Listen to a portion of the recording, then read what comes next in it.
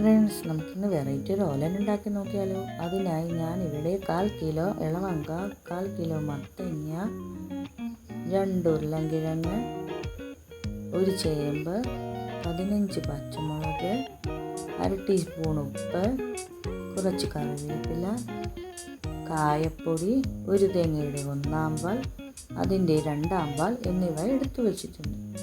ആദ്യമായി ഒരു കുക്കർ അടുപ്പിലേക്ക് വെച്ച് കഷ്ണങ്ങൾ വേവിച്ചെടുക്കാം. കഷ്ണങ്ങൾ വേവിക്കാനായി 2/2 പാലാണ് ചേർത്ത് കൊടുക്കേണ്ടത്.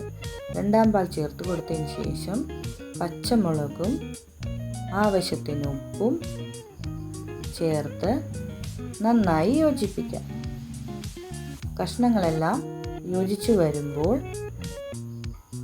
കുക്കർ അടച്ചു വെച്ച് ഒരു വിസിൽ വരുന്നത് വരെ വെയിറ്റ് ചെയ്യാം. കഷ്ണങ്ങൾ വെന്ത് കഴിയുമ്പോൾ ഒരു പാത്രത്തിലേക്ക് മാറ്റി കൊടുക്കാം. അതിനുശേഷം 1/4 പാൽ ചേർത്ത് കൊടുക്കാം. 1/4 പാൽ ചേർത്തതിന് ശേഷം കുറച്ച് കറിവേപ്പിലയും കുറച്ച് പച്ച വെളിച്ചെണ്ണയും കായപ്പൊടിയും ചേർത്താൽ സ്വാദിഷ്ടമായ കറി റെഡി.